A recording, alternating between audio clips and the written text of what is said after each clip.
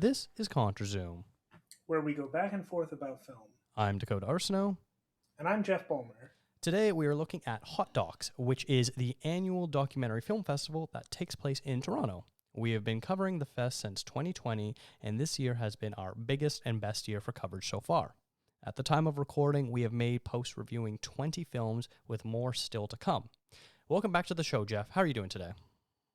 I'm doing good. This is a fun festival. I don't know why, but I always think Hot Docs is going to be like just a little festival I can do in my spare time, and I didn't see my friends for 2 weeks, so that means it was a good festival. Yeah, it's true. It's also one that I find that sort of sneaks up on to us calendar-wise, where, Mm-hmm. the Oscars happen, and we're like, great, we have a little bit of time before, the summer festival season blends into the fall festival season, but no, it's like right away. Mm-hmm. Yeah, So it really, definitely really is a came out of lot. nowhere. Also joining us today is Pedro Lima, our resident Brazilian film critic who specializes in writing about both cinema from his homeland along with film restorations. Pedro was last heard a year ago on episode 306, the 2025 Hot Docs podcast. Welcome back to the show, Pedro. How are you doing today? Hey guys, thank you so much for bringing me back. I'm here for my annual participation talking about hot dogs. But yeah, I'm good. Uh, Happy to be back. Fantastic. Always great having you on. Definitely have to have you on the podcast for something other than just Hot Docs, but we'll figure that out for sure. Yeah, I would love to come back any moment. But I love to talk about hot dogs and documentaries, so it's always fun to be here talking about this festival. Yeah. Love it. And lastly, rounding out our crew today is Rach Epstein, a writer for the site who specializes in horror, especially through the female lens. This is your first time coming on the podcast, so welcome to the show, Rach. How are you? Thanks for having me. I'm good. I've never asked this. Have you done any other podcasts before, or is this the first time that you're doing one? I've done Jeff's podcast, and I did another podcast where I talked about The Empty Man. I ranted on about it for a really long time. What was the topic that you did on Classic Movies Live? We did Zone of Interest, and then we did one where, gosh, I'm forgetting, Drinking Buddies and Mr. Right. There were 3 different ones, I believe. Yes, I definitely have listened to those episodes. So now that you mentioned them, that definitely jogs my memory. The Kicking It with Kendrick episodes were a ton of fun to listen to. Shout out to Classic Movies Live and Jeff Bulmer and Pierre Frigon. Thank you. I accept the shout out. All right. Well, as mentioned, this is our biggest year of coverage yet, and along with the 4 of us and Alicia Brenner has also been contributing reviews for the festival too. And if you're interested in the films that we are talking about today and much more, make sure you check out ContraZoomPod.com and click on the reviews tab to see everything that has been published. Now, Jeff, you've been covering the festival for several years now, as you stated, and because you live in Toronto, you actually get to check out some of the films in person. So I'd love to start things off with your thoughts on the festival and what things were like on the ground. This is probably the least dour Hot Docs has been on the ground since I've been covering it. Admittedly, I've only been covering it a few years, but the last couple of years have had very much an air of this could be the last one. I don't know where Hot Docs is going after this because they've been running into some financial troubles. I don't want to get ahead of myself and say Hot Docs is, fully back on their feet now, but there was a more hopeful atmosphere at the festival this time. It never felt like, at no point did it feel like the last festival. And in fact, the energy was always really, really good on the ground this year. So that was really, really nice. This is, I think I've said it somewhere before, but this is, the first year where I am not, I know that I'll be covering Hot Docs again next year, because there will be a Hot Docs next year. And that, that wasn't the case the last couple of years. So, and I really feel like I'm not the only person that felt that because, like I said, the energy was really good. The lines were fun. The people were, chatting about movies. It felt, I don't want to say it felt like TIFF, but it felt like, that general festival atmosphere, just smaller because the Hot Docs is a smaller festival. But that was good. It was really nice. It was a very refreshing festival to go to. I forget, do they have venues outside of the Hot Docs Theater, or is that the only venue for screenings? So the first time I covered Hot Docs, they were at the Hot Docs Theater, the TIFF Lightbox, and also the Scotiabank Theater. Mm-hmm. Since last year, they've gone down to the Hot Docs Theater and the TIFF Lightbox, which is probably for the best. But they get a lot of show times between those two. There's always something at the Hot Docs Theater, and there's usually 3 or 4 concurrent screenings at the TIFF Lightbox. Nice. Okay. Very good. Pedro, I know you've covered the festival for a few years now. Where does this festival sort of rank in the ones that you like to attend, virtually and cover? I have a special place for hot dogs because you mentioned earlier that I specialize in restorations, but I also like very much cover documentaries and short films, so I'm always covering those. And I really love the specialized film festival. So the hot dogs and It's All True have a special place in my heart. Both of them happen in April, and they have a lot of things that play in both places. So there were cases that I said, "Oh, I'm not going to watch something that is all true because I can watch it on Hot Docs because the programming has some similar films, and Hot Docs also has a lot of Brazilian films. They have done a special uh playing of some Brazilian documentaries this year. So I really like Hot Talks, and I also feel like Jeff that this is the first year that the festival feels like it's going back. Uh, I don't have to be sad that this is maybe the last year that I'm covering Hot Talks, and they have done something that I think it's very beneficial for the sustainability of the festival. That is uh, diminishing, making the programming smaller. The other years were like 200 films. This year is like 115.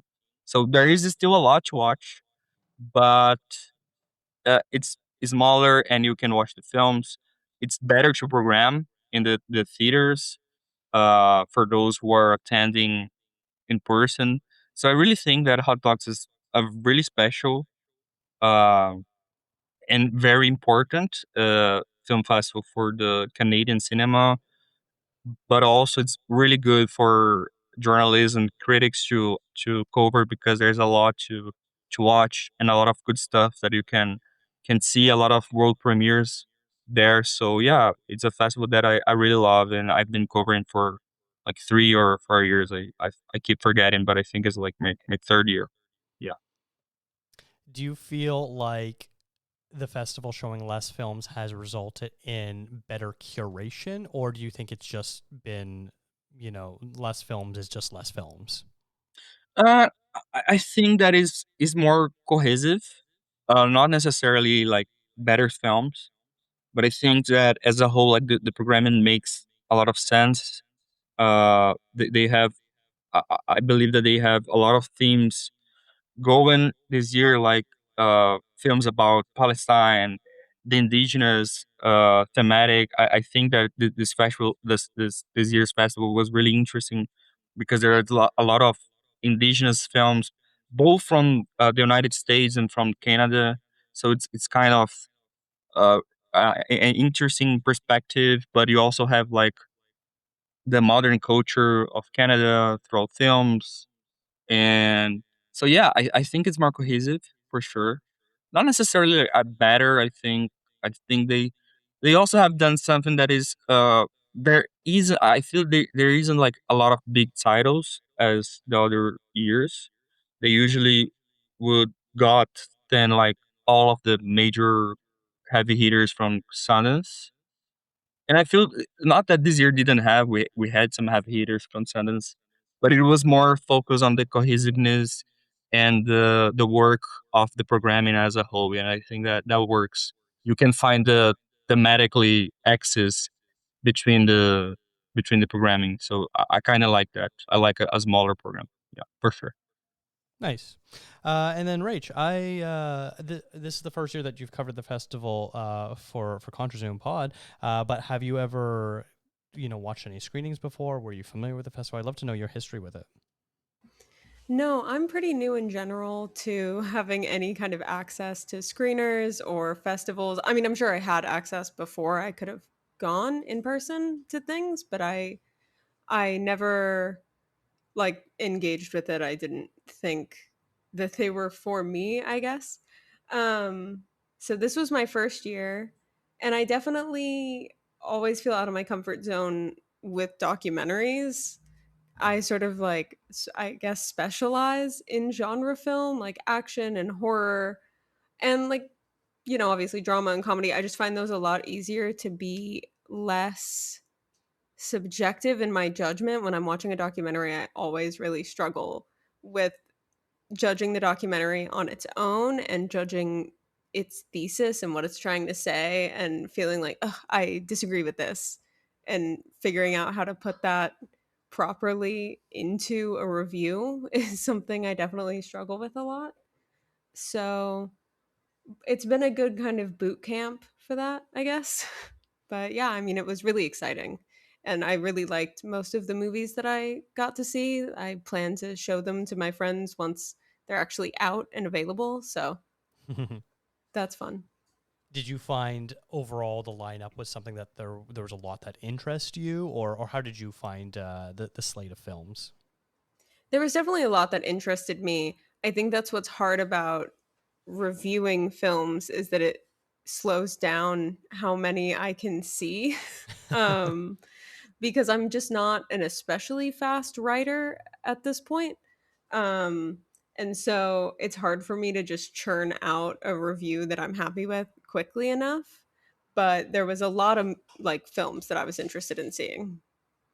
Yeah, that's fair. It's also really tricky when you're covering festivals and you're looking at, one or two sentences maximum, and you're like, I think this sounds interesting and up my alley. I don't really know. And you're kind of taking a bit of a chance on it too.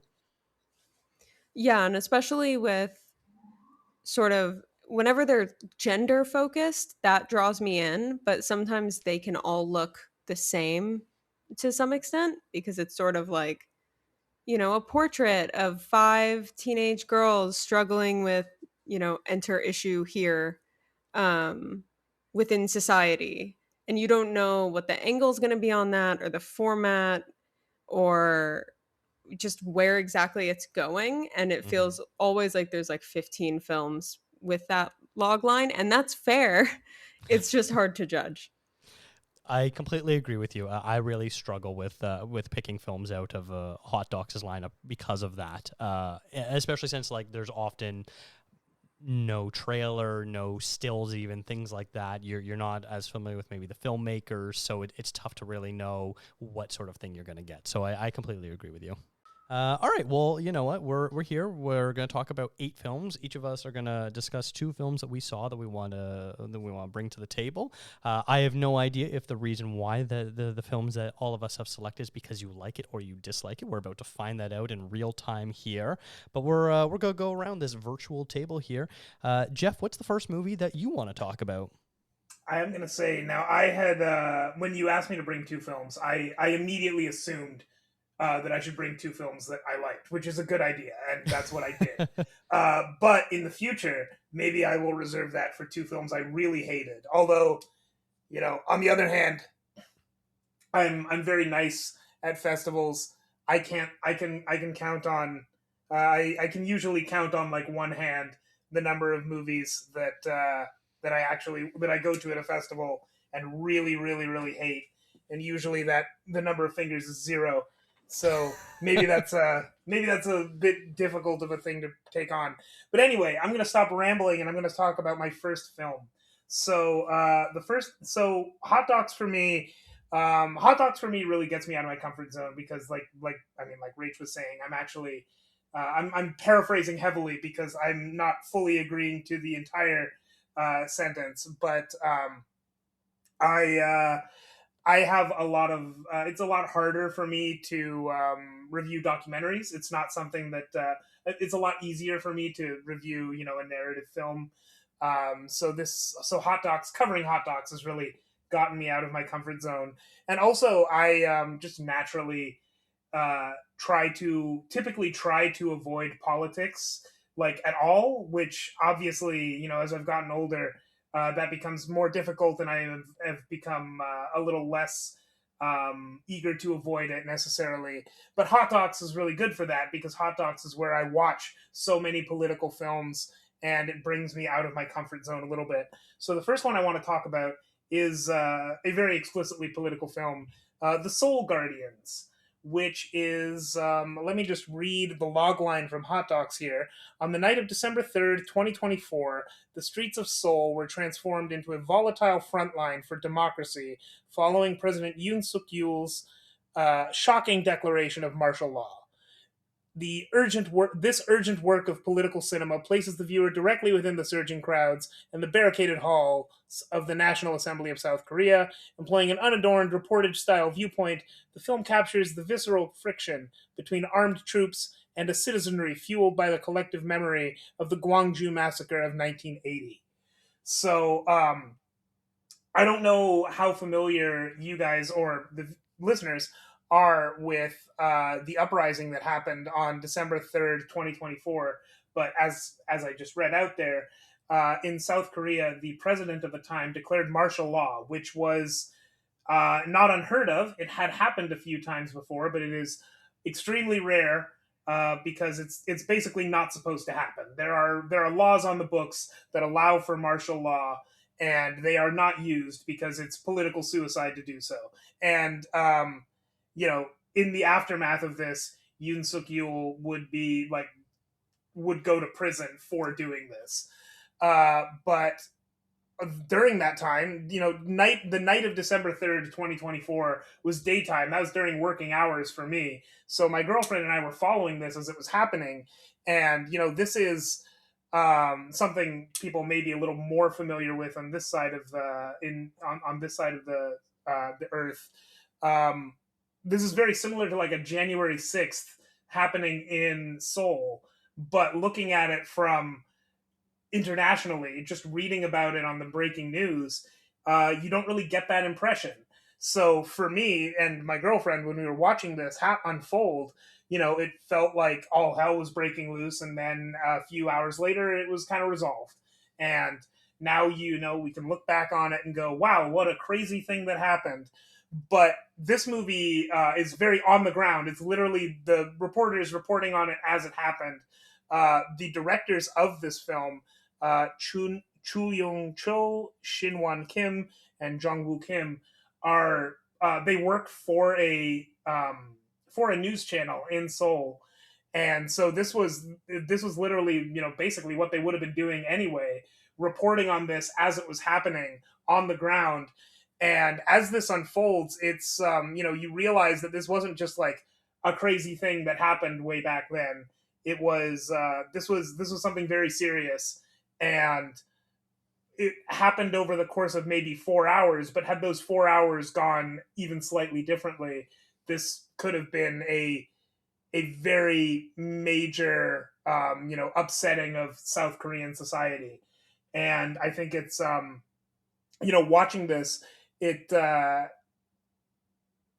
kind of a wake-up call, or wake-up call is maybe not the right word, but it's kind of it's enlightening in that respect, because it's so easy to look at things that happen not near you and go, wow, crazy, strange.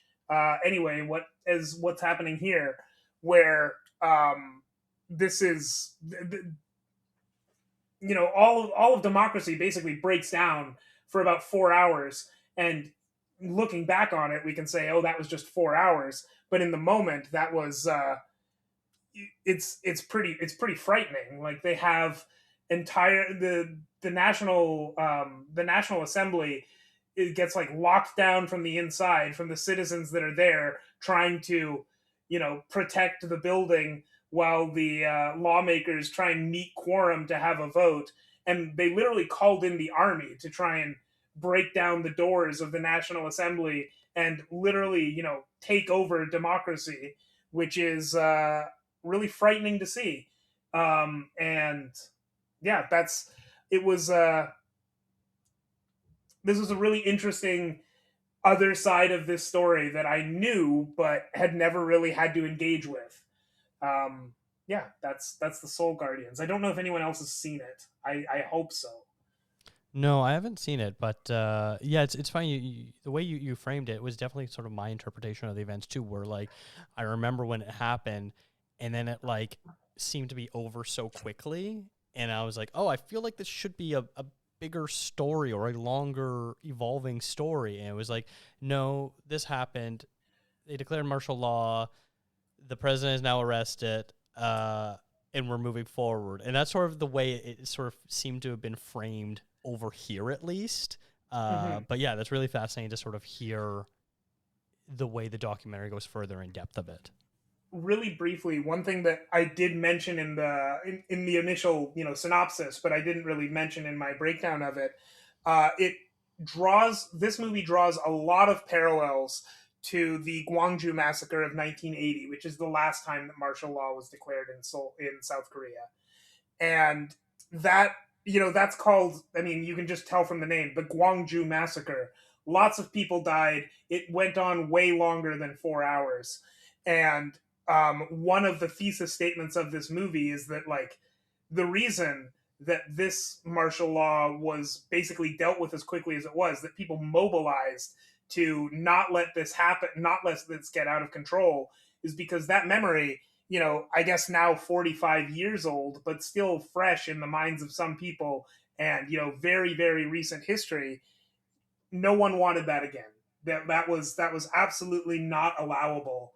And when it shows it splices together news footage from Gwangju in 1980 and news footage from the night of December 3rd, 2024, and shows this is what could happen, and it's not that far fetched to think that it would have if things had gone differently.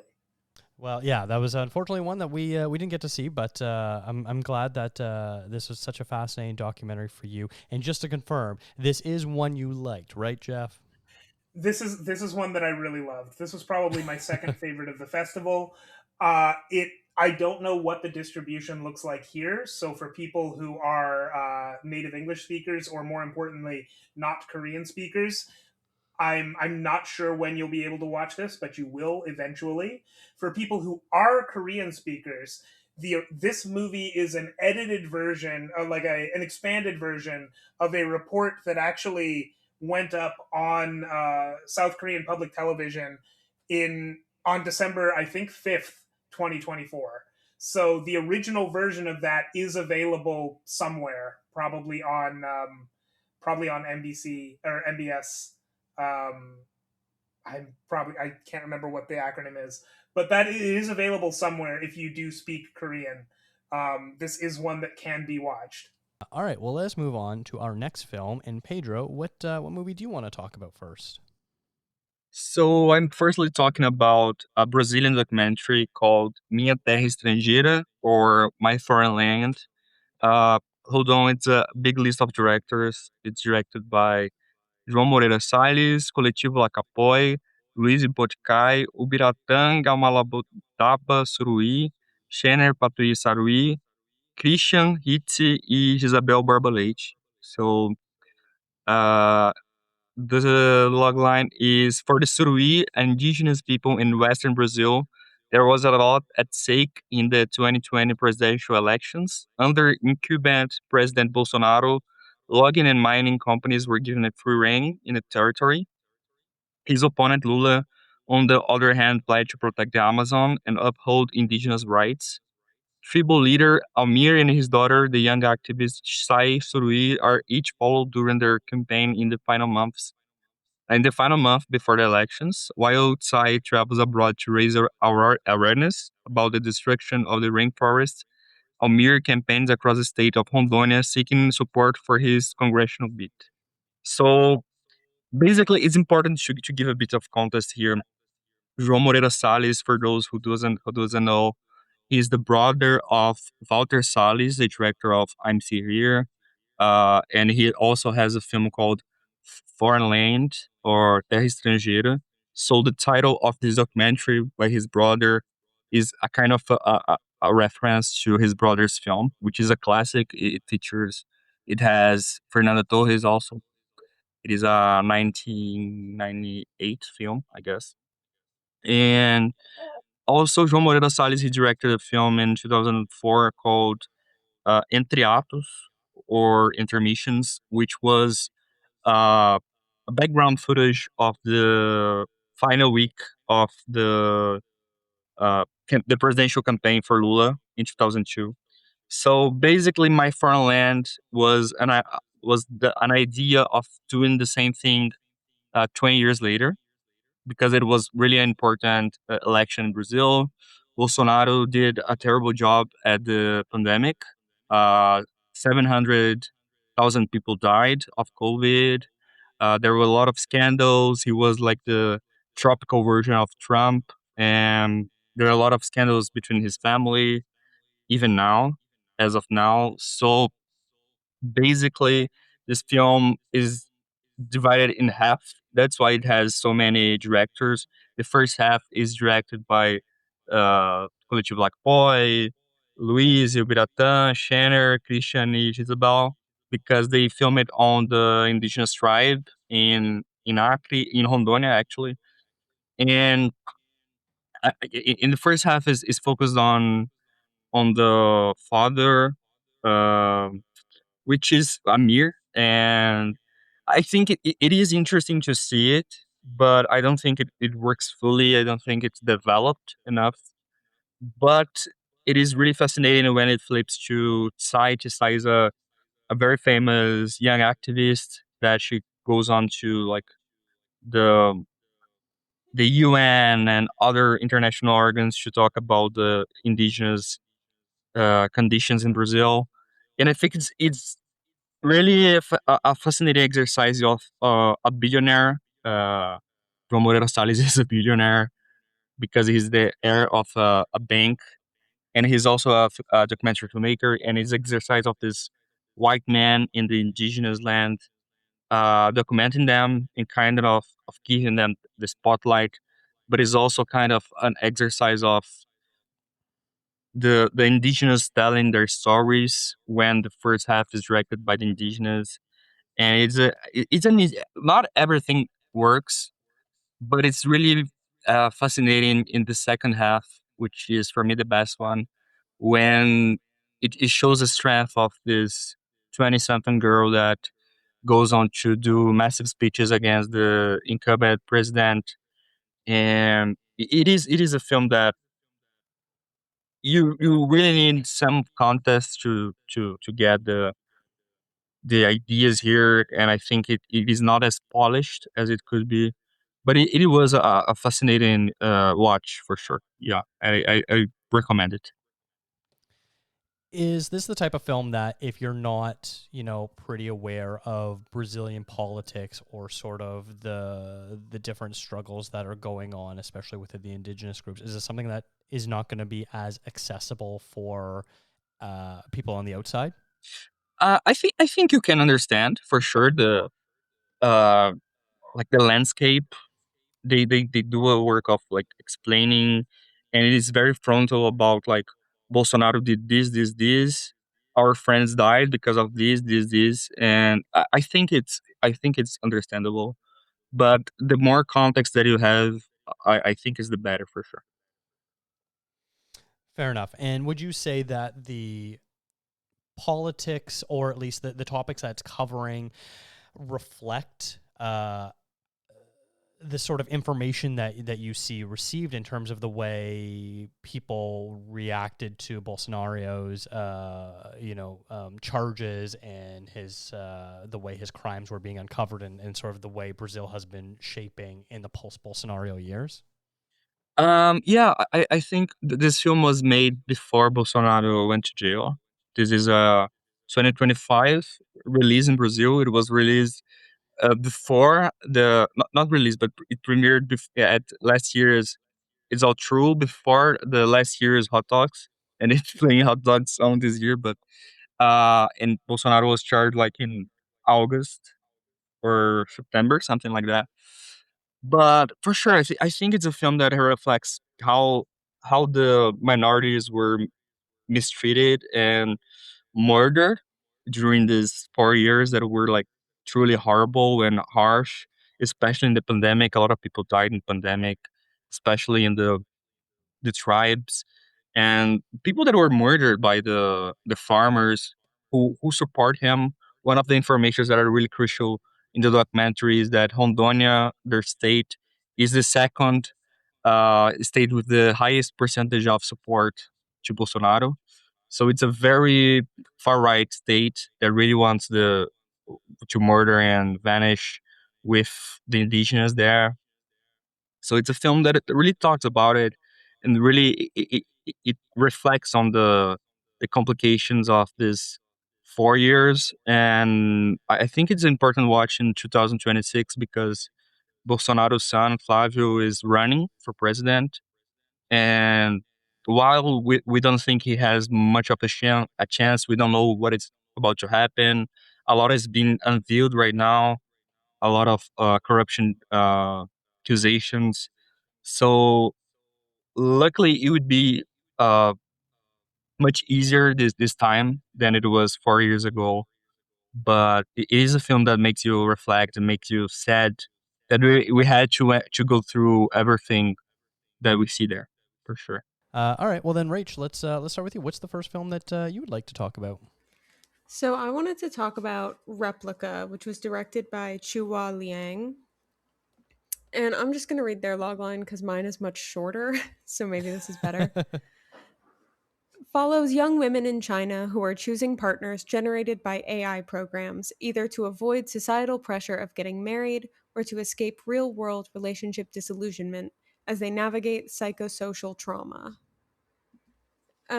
Basically, it's a very sympathetic portrait of three different young women in China who have AI boyfriends actively. And it feels like a risk for it to become kind of a freak show, or something kind of mean spirited. And I at first was really hesitant about the director because I believe at one point she mentions that she found herself a couple of years ago like in this exact situation with an AI boyfriend, and I was like, "Oh, I don't know that maybe you're too close." But I actually really think it's a great lens because it could just be a freak show segment. Certainly things happen that are sort of funny in a you feel mean but they're funny. An AI boyfriend cheats on one of the women. It's like, right, okay. But ultimately it starts to focus on why women in China would do this, and it's definitely culturally specific. Um the one child policy comes into play. So it sort of lulls you into this classic, like, look at how weird this is. Isn't that sad? And then they sort of reveal like these young women are have been shamed their whole lives for not having been born a son, um, and feeling like they're too old and they're spinsters. One of them is married, so she has a husband who's very kind of like trad, red pilled, but she has kids and then she has an AI boyfriend. And so I appreciated how kind it was ultimately in the end because I mean there are definitely moments if you were watching with your friends that everyone would just kind of stop and look at each other. Um but it was a really good range of people. You have a blue collar worker. One is like a translator. She travels internationally to translate because she speaks multiple languages. And then the stay at home mom who kind of got pushed into being a stay at home mom. And they all have very different needs that are being fulfilled by the AI boyfriend. And they're all absolutely self aware of it. I thought there was going to be more kind of like AI psychosis involved, but almost immediately for each one of their stories, they're like, yeah, I mean, it's not a person and it's kind of sad that this is where I'm at, but this is where I'm at. And I think it definitely changed my image of the kind of person who would be engaged in this kind of relationship. Ultimately, I liked it. It's 90 minutes. I think if it were any longer, it might have felt like really dwelling on it. It would have had to lean into the spectacle more, or if it had given more historical context, I wouldn't have hated that. Um, but it had good pacing. It shows you all these things that are sort of reminiscent to me of like MTV True Life, if anyone remembers that. Um, just sort of getting a view of how they're living and how the AI boyfriend comes into that. And there's a lot of cringe moments, like introducing your AI boyfriend to your parents and things like that. But it then moves to sort of the pain that's underlying all of this and how they feel about their mothers and their husband and their daughters. And it gets into very interesting things near the end. And then it sort of leaves you because there's some chronology to it. By the time she had finished making the documentary, some of these sites had gone down, and so some of the women have been pulled out of their situation, and you kind of see that rehabilitation is possible too. Like they're not that abnormal. So I thought it was actually surprisingly just very good that she was so sympathetic to her subjects and not totally objective. And ultimately, I thought it was good. I didn't totally love it, but I definitely enjoyed it. I would watch it with people for sure, and maybe in a kind of mean spirited way. But hopefully, again, that lulls you into the place where you can be taught something about the culture and the situation. Very interesting. It sort of feels like that would make an interesting companion piece to something like Her, which, at the time seemed like such the most far-fetched idea of someone dating an AI that has unfortunately seemingly come true. Absolutely. And the difference sort of between what the women seek from an AI boyfriend versus what men seek from an AI girlfriend, it's not like a totally different thing. I don't get to like stand on my soapbox and be like, this is why when men do it, it's evil. Um, but it is interesting the differences in what they're looking for and what they are missing, and how much more it's related to external factors weighing upon them. Um, but yeah, no, I mean, it would be a good companion piece to Her for sure.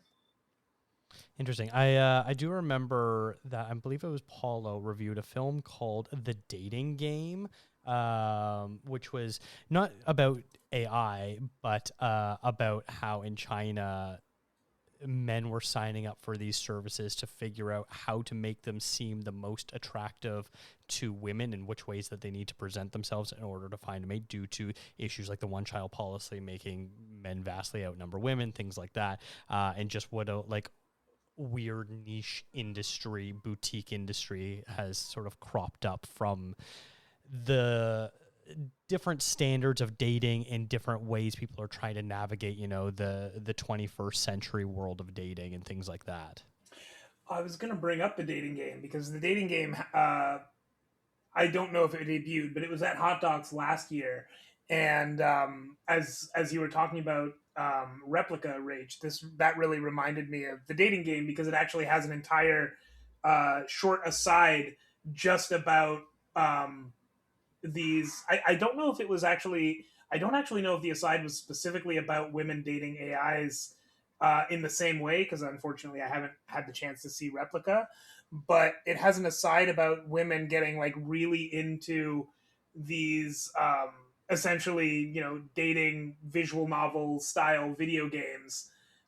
Which maybe it was just dating AIs, but it was it's an aside in this movie about ultimately. I mean, The Dating Game is about three, I believe, three Chinese men who go to a pickup artist's dating camp, and it uses that framework to sort of explore what difficulties Chinese young people are having in dating at this moment. But it is very focused on a male perspective versus, I was thinking as you were saying this, that Replica probably is a really good companion piece to that, because it expands on that little aside and shows that female perspective that is obviously very different from what the dating game is showing. Yeah, there is one of them, the first we're introduced to, who is specifically dating a character, like an extant character who is like hooked into an AI chatbot. Um, but like, it's all iconography, and she sometimes attends like not even conventions, right? Like little meetup pop-up type things that are all about this character, and everyone there is for the same guy. Um and they're all, that's what I mean by sort of like there's self-awareness. Like she knows it's not him. Mm-hmm. She's very aware of that. But she sort of chooses to live there in that. But there, it definitely does touch on that particular kind. It does a good job of showing different types of AI dating. Like one of them is really only talking to one that's text based. One of them has like one of those avatars, like a human avatar. And then the third one has like a character based like AI chat. And I think it sometimes has like an animation aspect to it, but it's not quite like simulation of Skype or something like the other one. Right. Wow, that really sounds like her really nailed the prediction of what the future is going to be like. Because in that movie, obviously, if anyone hasn't seen it, it's basically a voice bot that he's talking to the whole time. And like he has like an AirPod basically in his ear, and he's talking to this AI bot. But then we later realize that like she's simultaneously dating lots of other people as well, which comes to a shock to the Joaquin Phoenix character, but it definitely sounds like they really nailed where the future was going with that then. Yeah, absolutely. Interesting. I gotta check this movie out. That sounds very fascinating for sure. All right, well then it's now my turn to talk about the movie I want to talk about. And the first one I want to talk about is called Gimme Truth, which was directed by Simon Ennis and Brad Abrahams. Evil aliens, false flags, fake pandemics, chemtrails. For a number of truth seekers, the pull of conspiracies has given them purpose and validated their skepticism of the systems that have let them down. But what is the cost when the search for truth becomes your identity? So this is a movie where these two directors basically are interviewing sort of a cross between conspiracy theorists and sort of new age gurus, I guess is the best way to call them, and more or less putting the camera down and asking them to kind of tell their story, specifically how they got to where they are, what their current belief systems are. And it's kind of fascinating where, from our side of things, it looks like they're handing them, a coil of rope and saying, here, tell us your story. Before the end, they have fashioned a noose around them because they sound absolutely insane. But to them, it's a very organic transition of how they started, for the most part, it's basically the horseshoe theory put on film, where you start on one side of the political spectrum, and then before you realize it, you're already on the other side of the political spectrum. So you get a lot of these people who started out as what's, called like the crunchy granola types who, are worried about, big medicine or things that fast food are putting in their foods, things like that. And then before you know it, they become anti-vaxxers, a whole bunch of other things, and realizing that they are more or less in the manosphere side of things, and you're in that sort of alt-right pipeline very quickly. And so this movie is very fascinating, where we just sort of see these people talking, and without being interrupted. They're not pushed back, so we get a kind of like, they get lulled into this false sense of security of describing their belief systems. We've got one guy who was a rapper and then has now turned into basically selling crystals, and they all say these words about what the truth is and all this sort of stuff. And it sounds like real words, but it basically, when you were to read it out loud yourself, basically looks like Lorem Ipsum, which is just like make-believe font of words that sound like English, because it's a whole bunch of nonsense. And they say a lot of things of like, well, the truth is really there and you just need to read it. And it's like, what are you talking about? What truth, what reality are you coming from that you're able to say these things? And there's even one guy who is too crazy for the crazies because he believes that there are aliens around us or aliens have come to Earth, but they're actually, for the most part, not good aliens. And so most of these people in this, new age conspiracy world believe that the aliens that have come to visit us are all benevolent and good people and, they're here to help us and all this sort of thing. And this guy's like, no, you know what? Not all the aliens are good. We should be skeptical of the aliens. They're real, but they're not good. And we're seeing, some scenes that take place at this conference, and he gets kicked out because he's spreading too much negativity. So I like that he was too crazy for the crazies. There are two people in this film that sort of push back against this narrative. There's a journalist who kind of chronicles the rise of conspiracies, starting with how, back in the day, it was things like, how did JFK really die? Are aliens here? Was the moon landing fake? Things like that, which are mostly innocuous conspiracies. But then after 9/11 happened, there was a real uprise in sort of that sort of conspiracy. And then COVID basically just broke everyone, and the crazies are everywhere. And with social media and the internet, it's so much easier for them to interact with each other and grow their followings and find their communities and all that sort of stuff. But unfortunately, that leads to some very dangerous things. And so there's a journalist that has kind of tracked this and written a lot of articles about it.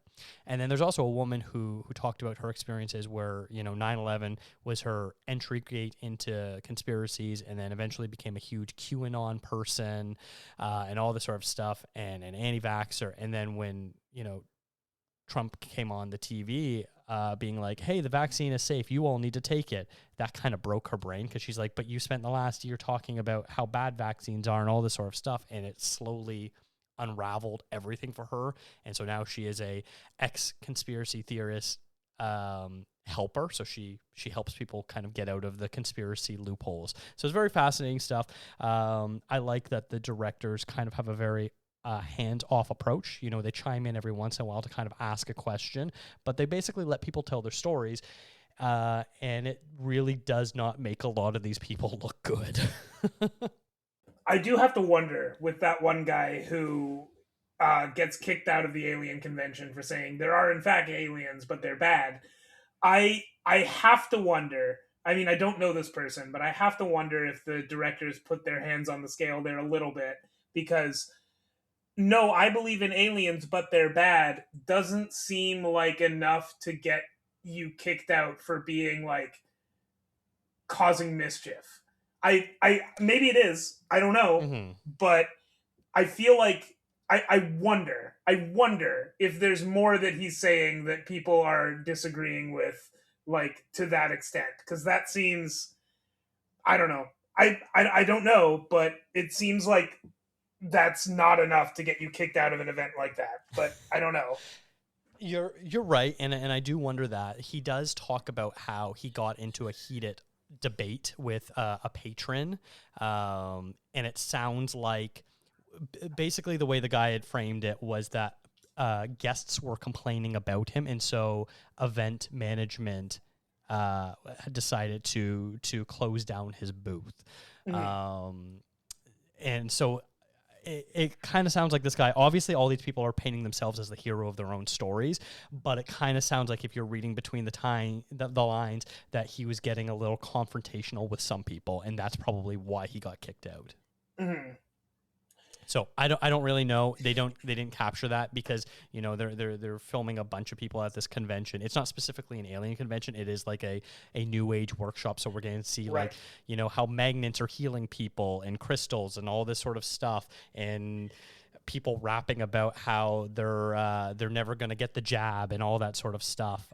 So it's like a cornucopia of crazy, so to speak, and he's just one brand of crazy. The rapper there is like a famous TikTok rapper too. I knew him. I don't know his name, but I was like, oh, I recognize this guy. He's like a famous TikTok anti-vax rapper, which is weird that that's a thing you can be. Did you see this film then? Yes, I actually watched okay. this film very, very recently, just before this podcast started. And this is one that, I mean, it feels right up my alley, but this, maybe I'm just already in a bad mood, but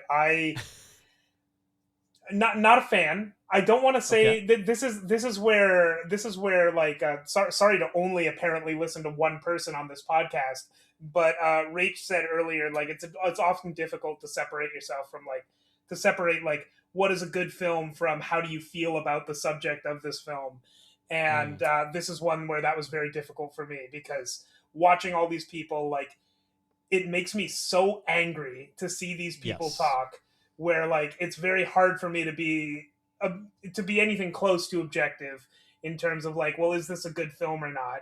Because I don't know, I don't like people like to call one person out by name, Mickey Willis, being given any kind of platform, period. Like that's a guy who he's made 5 pandemic movies, and that actively contributes to many people dying um, from the coronavirus all the way up to now. And it's like that's the modern anti-vax movement. He's Mm-hmm. not fully responsible for that, but he carries a lot of that responsibility, and I just don't want to hear him talk. I want him to shut up, like, publicly forever. I don't want him to be on anything. I think that if he's got opinions about vaccines, he should keep them to himself, and maybe he should like get a job where he doesn't have to be in front of where he can't be in front of cameras. Yes. But you know, they at some level maybe it is important to show to show these sides. Like, it's part of the whole point of a lot of these people, Mickey Willis included, is like, this is someone who is willing to listen to them, for better or for worse. I don't know what he thinks of this documentary, but like, he's someone who needs to be heard. And like, I get that. There's this humanizing factor. All of the people in this movie have actually had something quite bad happen to them. And whether Mm-hmm. or not that is the reason for, you know, the road they eventually went down, it's there. And um, it's important that these people are, in fact, that we at least acknowledge these people are humans. Like Mickey Willis, in his case, his brother died of AIDS, and you know, the treatment that he got, either he had an adverse reaction to it or it did not help. And the person who was the main like face of that treatment at the time was Anthony Fauci. So when he saw Anthony Fauci come back, oh no, and then like it's a switch flipped, and all of a sudden no longer was he interested in, you know, participating in polite society. He like went down the anti-vax pipeline immediately. He like he went down the steepest slide. Mm-hmm. And you know, I get that. That's human. I don't agree with it, and I, in fact, like I said, I get very angry even seeing him. But maybe it is important to put a human face on this and be like, anyone could become this. But to me, almost everyone in this movie, their entire worldview is so heavily uh, influenced by just selfishness and laziness, and some uh, combination of those two, that it is very hard for me to take them seriously as anything. Period. Like, I would meet one of those people, and I would probably just walk away because they are not, to me, what I consider to be useful members of society. So, you know, I just hate seeing these people have a platform. And I don't really think that that's what this documentary does. I've seen documentaries that are much worse about giving horrible people a platform, but like, it just makes me angry to watch this. So this is one where it was, you know, I say I'm not a fan. I don't actually think it was a bad documentary. I just think that this is one that I'm glad I didn't have to review it, because I probably wouldn't have been able to. I wouldn't have been able to separate myself from it enough. Fair.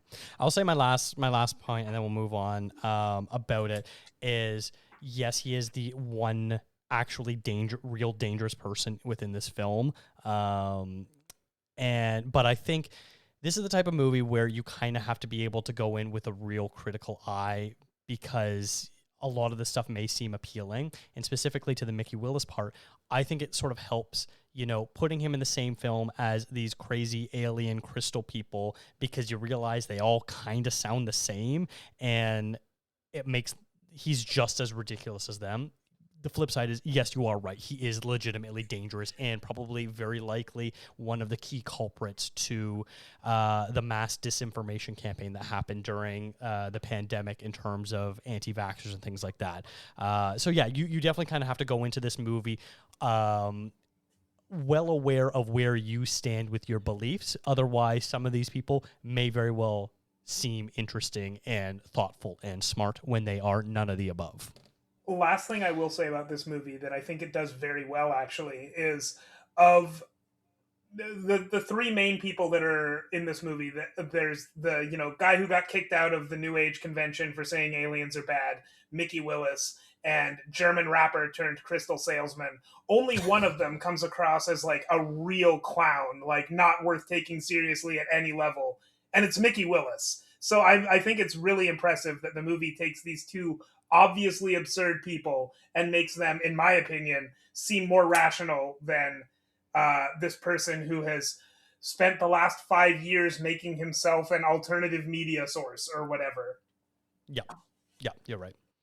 All right, well then, Jeff, let's go to your second film as we want to continue this discussion. I am going to have to pull up the log line for this one, but this is one that I was actually very excited about. It premiered at the Berlin Film Festival earlier this year. This is called The Ballad of Judas Priest, a band I'm a big fan of. From working class origins in Birmingham to the Rock and Roll Hall of Fame, the genre-defining heavy metal band's 5-decade journey is chronicled through exclusive interviews with Judas Priest, previously unpublished personal archives, and appearances by Ozzy Osbourne, Jack Black, Kirk Hammett of Metallica, and more. The logline just says Metallica, but it's Kirk Hammett, only Kirk Hammett of Metallica, which is the most important voice of Metallica for this discussion, but still. This was fun. I'm a big fan of Judas Priest. I'm a big metal fan. This was really cool to see. This is done by a local filmmaker named Sam Dunn, also co-directed by Tom Morello, who appears in the Rage film Against the Machine. From Rage Against the Machine, who appears in the film basically as a Judas Priest expert. Which, I mean, Judas Priest is one of the biggest bands in metal, so any serious metalhead like Tom Morello could probably come across as the Judas Priest expert. But Tom Morello does in fact bring a lot to this movie, and this is very much it's like a band profile, and it goes through 50 years of history of the band, and it's shocking how much isn't there. Which, I mean, on the one hand, it's 50 years. You wouldn't expect it to be fully comprehensive, but it is it touches on a lot, and it still misses so many things, because 50 years, you don't realize this, is a long time. Yeah, this was a really cool movie, and it documents the rise and, I guess, kind of fall, but not really, of the band. It mostly goes through, I would say that the biggest part of the movie talks about the 70s and the 80s, probably actually the biggest parts of Judas Priest's career. I think it falls a little bit, well, it has a little bit more trouble after the 90s, which is interestingly, and like is interesting enough that it could be its entire own documentary.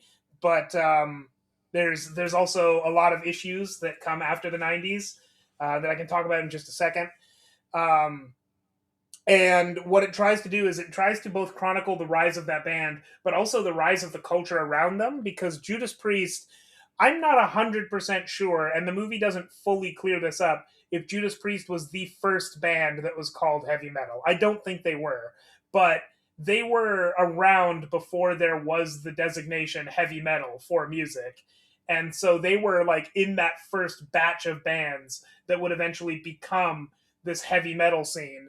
So, it's interesting to see at the very beginning, they were making heavy music, the same kind of stuff they'd be making in the 70s, 80s, and today. And they couldn't get billed anywhere because the only thing that like promoters knew how to call them was progressive jazz, which is like not actually, it's accurate, I guess, but it's not what it's not going to bring in the right crowds. So, they were part of the reason that a new designation of music like heavy metal had to come around. And as it sort of chronicles that, it also shows, what that metal community became in the 70s and 80s, and like in Britain and the United States. It's really interesting how they like compare and contrast those two. And there's also a major court case that Judas Priest was involved in I want to say the end of the 80s, where a freak this freak incident occurred where there was a guy, two friends, two teenagers in the States who basically committed a double suicide, except that it wasn't successful in one case. And then the parents took Judas Priest to court for causing it because of backmasking. It was a transparently silly case based around a horrific thing that happened, but it really, I guess for obvious reasons, really shook up the band and the scene at the time. And the movie focuses quite a bit on that and shows, it actually has some interviews with the lawyers from that case to like talk about how this impacted Judas Priest, the metal community, etc. And I mean, there's all sorts of little stories in there like that. 50 years is a long time. So this movie, tries to get as much of that 50 years as it can into there. And Sam Dunn does a really, really good job, I'd have to say. I will definitely say after reading your review, it made me want to listen to Judas Priest. I haven't yet. I did message you. I was like, I don't know if I've ever heard a Judas Priest song, and you sent me a couple links.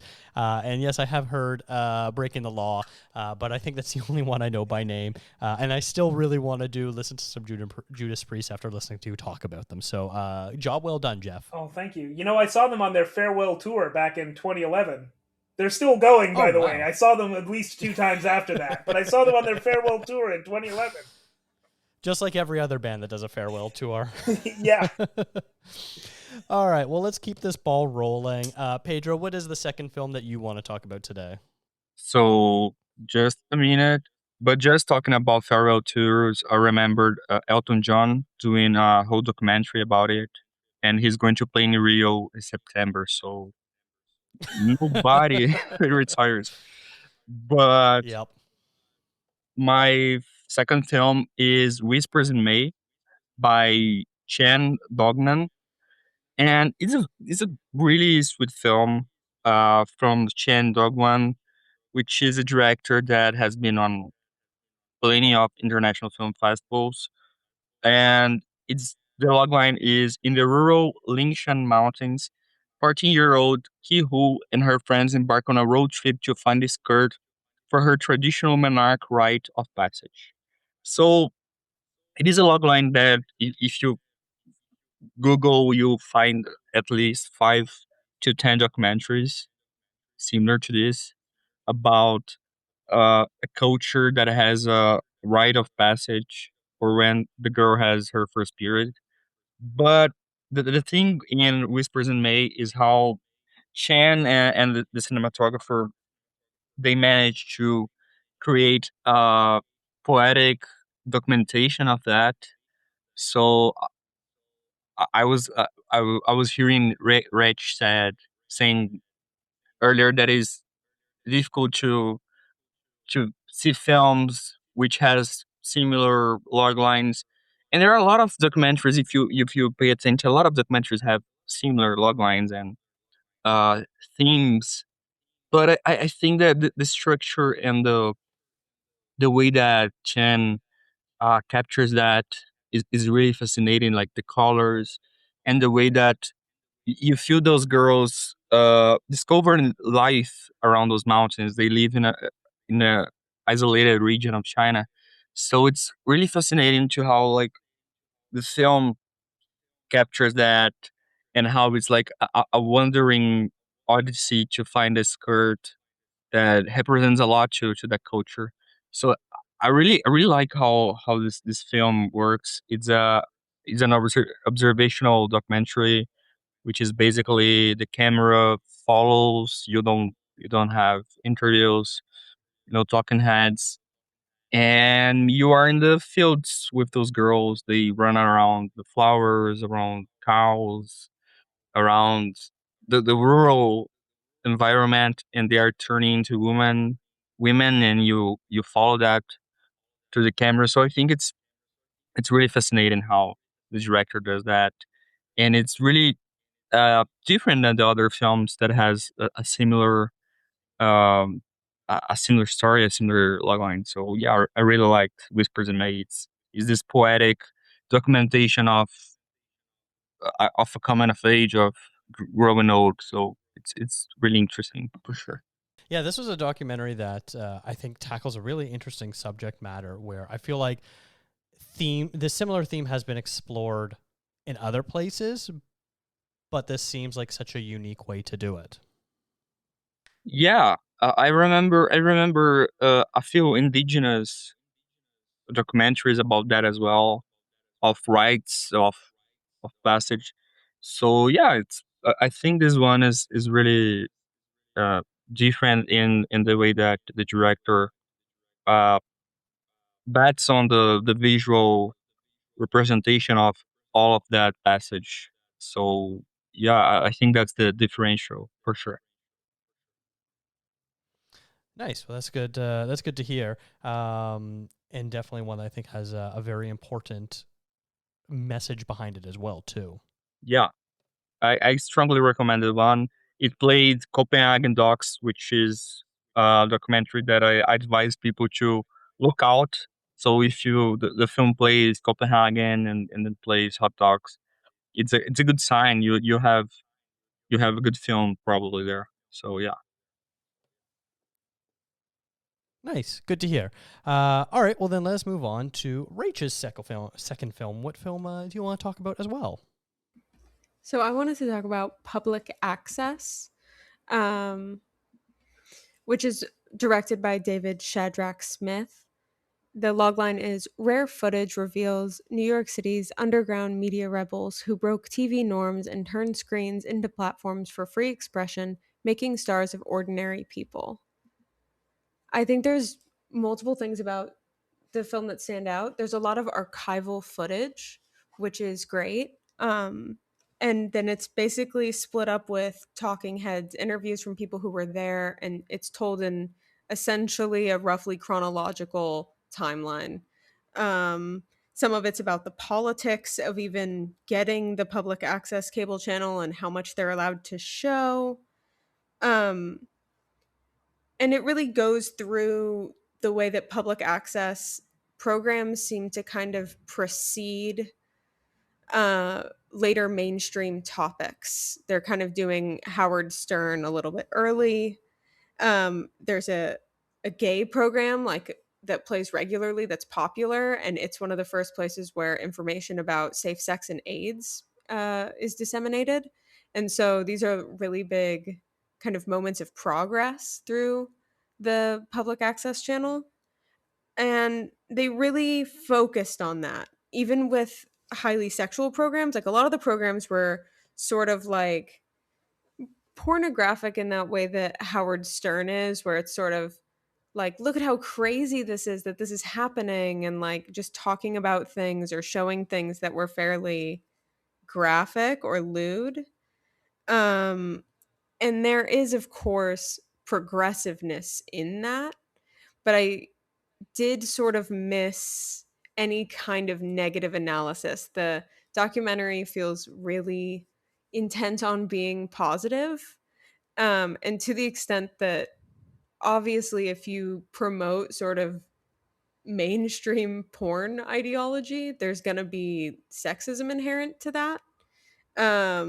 It's not like a purely progressive thing to just sort of show and highlight that. And there's even someone who they mentioned sort of offhand basically was doing man on the street interviews, like harassing women, like asking them completely inappropriate and rude horrible questions on the street. And the woman executive they're dealing with, she was like, yeah, well, it's freedom of speech, and so I couldn't really do anything about it. And they don't go on from there. They don't Mm. touch it more than that. They get into how important it was to the gay rights movement, but they don't really touch on feminism. And I think because likely there wasn't many, there were some feminist voices on the channel, and that's fine.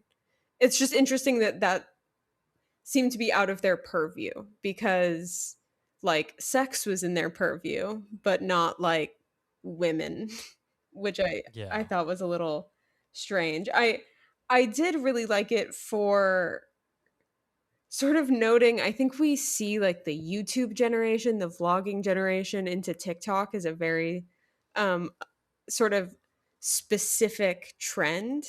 There's a kid, like a high school age kid or middle school, who gets his own program on there, and they show a clip of it, and he opens and he goes, "What's up, everyone?"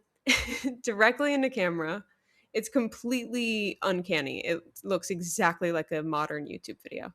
Um, and I did find it really interesting that people have always had this kind of natural inclination towards the camera, being alone with the camera and speaking to people and with people and at them in a very similar way. I thought that was really, really interesting. And they couldn't really delve into that analytically, which I understand. But that's one of the moments that really struck me. But I think overall it's a good documentary. I don't necessarily like it doesn't damn them that they don't get into the gender thing. I just hope that people sort of catch it and see it. There's more analysis to be done. Hopefully, people sort of have a sense of that. But it's a little bit like I can remember watching documentaries when I was younger that would talk about Hugh Hefner. And they would be like, Hugh Hefner is actually very progressive because he funded a lot of these Supreme Court cases or like local state cases to have birth control legalized. And then you just sort of like stop there. And it's like, yes, of course, but they're unwilling to sort of look at any other side of it to really get into it. And that always strikes me. So it did sort of get to me right in the middle of it, because we spent a lot of really good productive time talking about the gay community and what they needed and where they were at sociologically, and just how important this was to them. But there's no talk of lesbians, and no one mentions sort of the stark uh absence of them either, which I just thought was interesting. But I think it's a very feel good doc. Feels a little bit not really like I Love the 80s, but you could air this on MTV. You could air it on like an ESPN doc. Like this could be very popular, I think. And it Yeah. would deserve it. It's well put together. The archival footage is cool, and there's a lot of interesting history there. Absolutely. So overall, pretty good. But I had my reservations. Nice, yeah. Two quick thoughts. One, I hate to just compare the movies that you're talking about to other movies, but it sort of reminds me of another narrative-based film would be David Cronenberg's Videodrome, which dealt with public access TV and the sort of seedier side of things and where that leads to. But then the flip side you kind of ended up talking about was the decline of TV with the rise of streaming in the digital age, mixed with the rise of social media sites, whether it be like YouTube, TikTok, or places like that, where people can now just directly upload, sort of circumvent the idea of public access TV, where just about anyone can have a platform if you're willing to put in the time and effort, sort of thing. So it's sort of interesting to hear you discuss that they do sort of include, I guess, the decline of public access. Well, and they seemingly celebrate it, which I actually found really refreshing.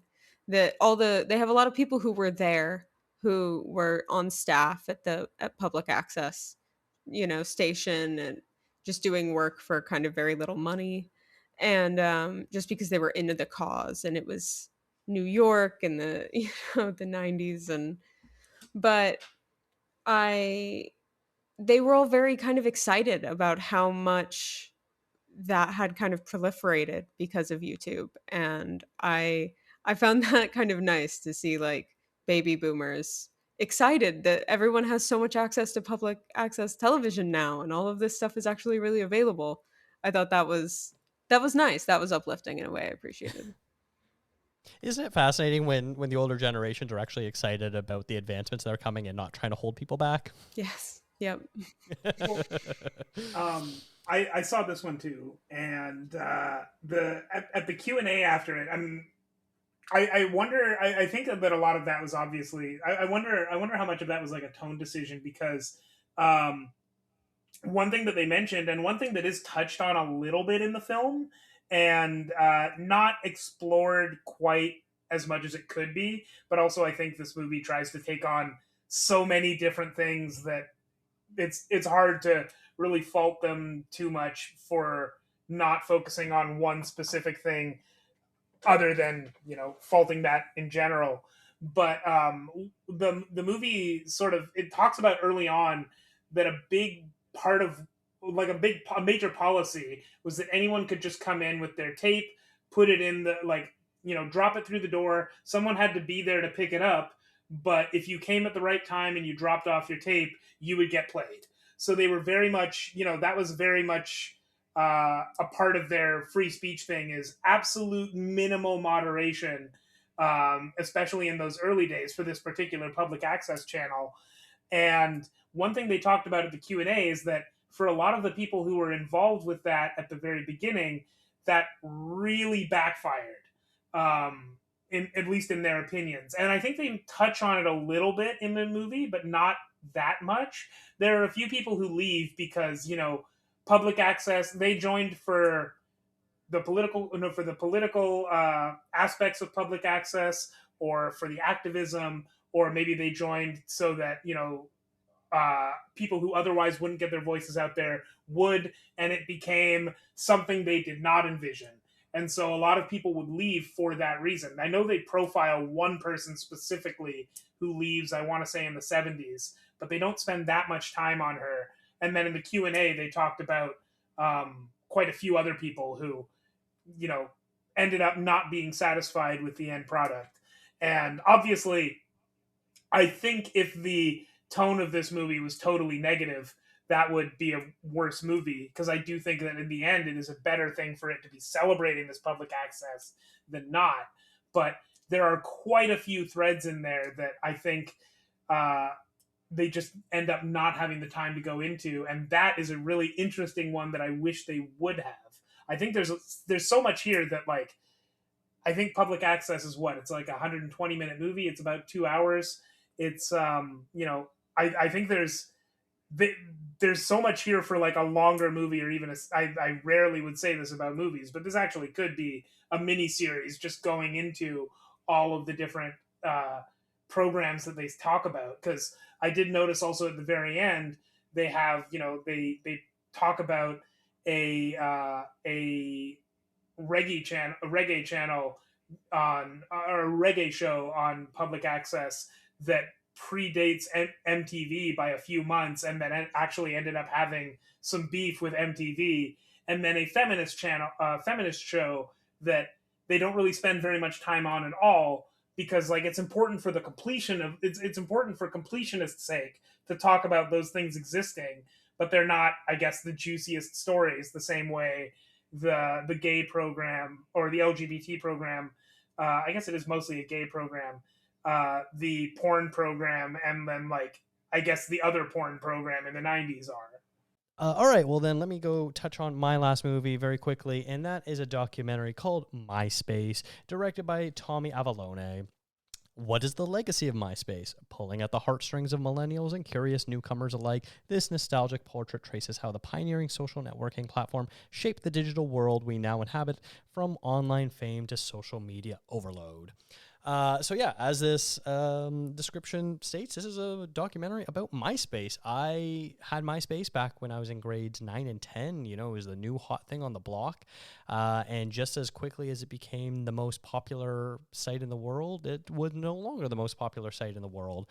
Obviously, because the big thing was Facebook came out and everyone kind of migrated to that at the exact same time that MySpace sold the company to Fox News, or News Corp rather.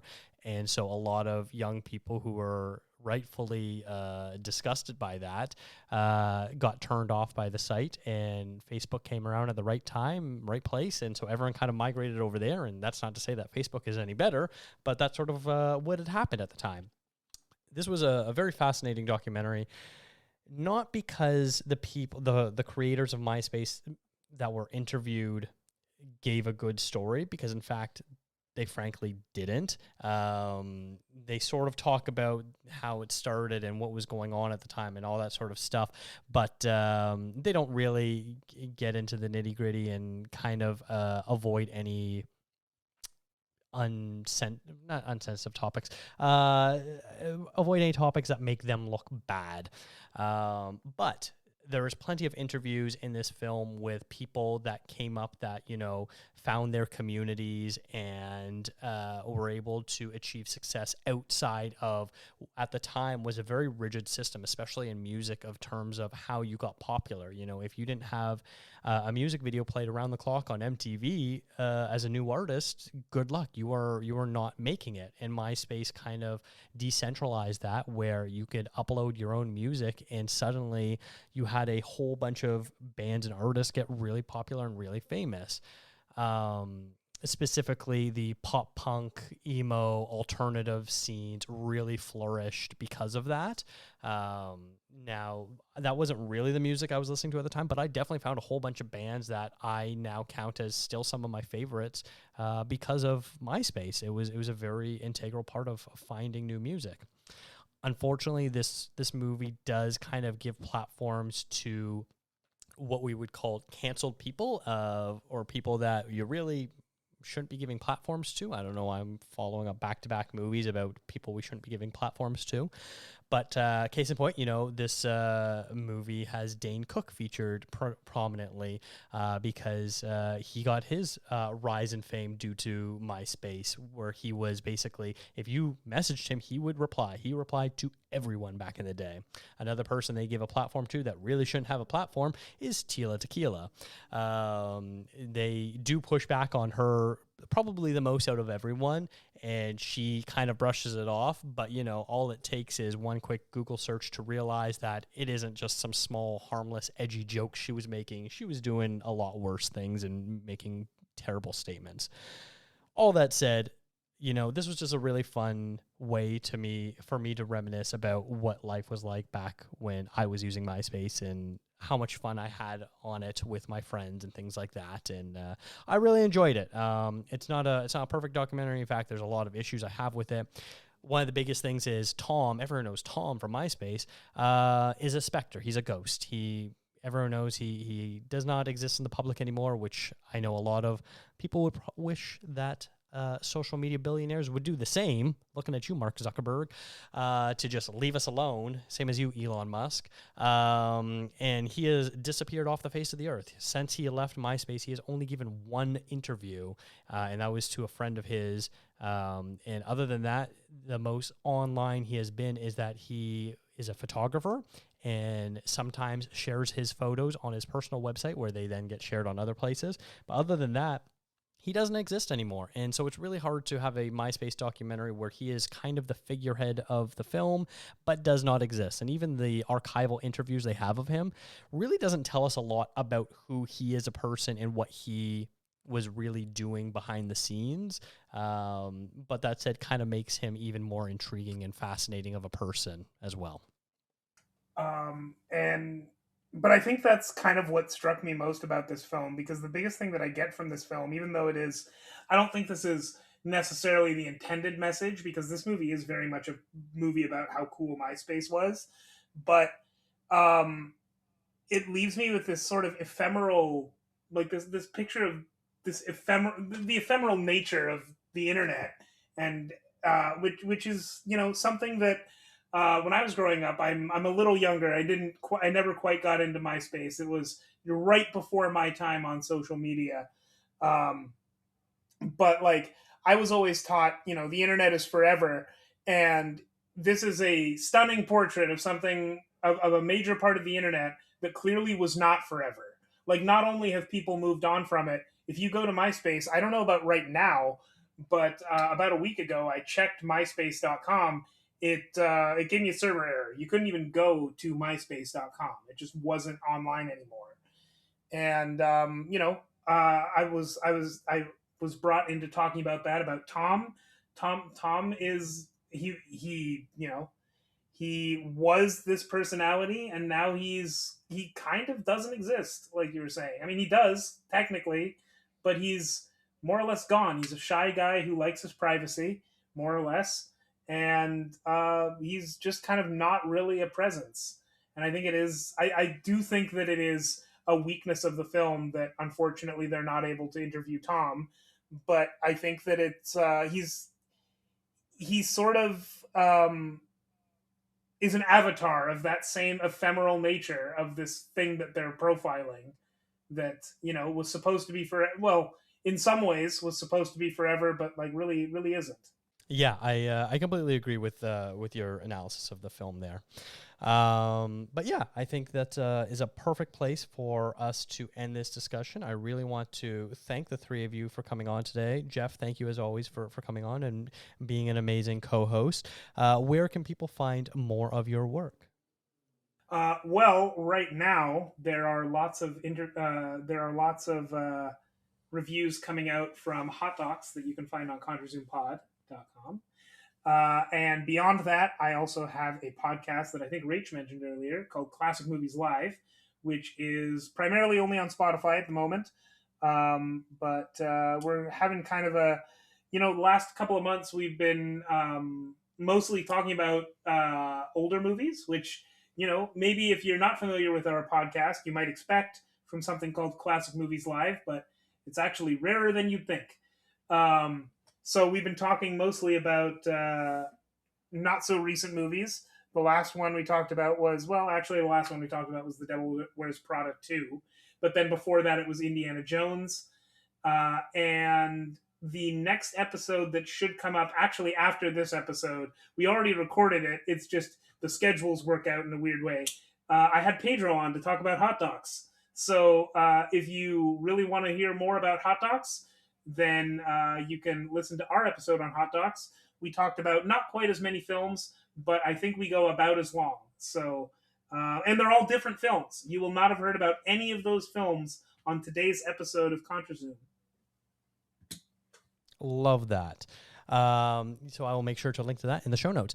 Pedro, where else can people find more of you and your work? You can find my short films reviews, including Hot Docs, which Jeff wrote for at Shortstick. We just did the Hot Docs roundup. You can find my documentary, international, etc., work at Movies Text About, Hot Docs, and mostly restorations on ContraZoom. What else? And also documentaries, internationals, and a few interviews for Keith Love Movies. Just posted my interview with Ijiko Eniji from A Silent Friend, Avana Rose Liu and Liu Woodall for Tuner. What else? Riz Ahmed for Bait. So there's a lot of cool interviews out there. So yeah, and also on my Instagram, you can see a few of my reels of those interviews on Pedro_Lima_Andrade. And yeah, that's basically it, I think. Amazing. I will link to that as well in the show notes. And Rach, thank you for coming on for the first time. Really appreciate it. And we hope to have you back. Where can people find more of your work? So probably my best writing is for ContraZoomPod.com. It's my most recent writing on things like horror movies, as reviews for the most part, except for when I turn them into essays on accident. I have some older writing on a Substack called it's willnotstoptalking.substack.com if for some reason you want to read even more essays about horror. And then I suppose the place I'm most active is Twitter, X, unfortunately. My handle there is Rach_is_talking. If you want to see, that's usually where I'm in the most discourse about movies, usually with people I like and talk to regularly. So it's not like all slop discourse for the most part. But that's basically where to find me. Love it. Well, fantastic. Thank you so much for all of you for coming on. It's been a fantastic discussion. I hope people really enjoyed this. This has been a That Shelf podcast. Visit thatshelf.com for more great film discourse. Follow the show on Instagram, Threads, and Blue Sky at ContraZoomPod. Did you see anything from Hot Docs? Leave a comment on Spotify or send us an email. Thank you to Eric and Kevin Smale for the theme music and to Stephanie Pryor for the logo design. If you like to listen to podcasts on YouTube, we do post all episodes there as well. And if you really like the show, consider tipping us on coffee. Thanks for checking us out.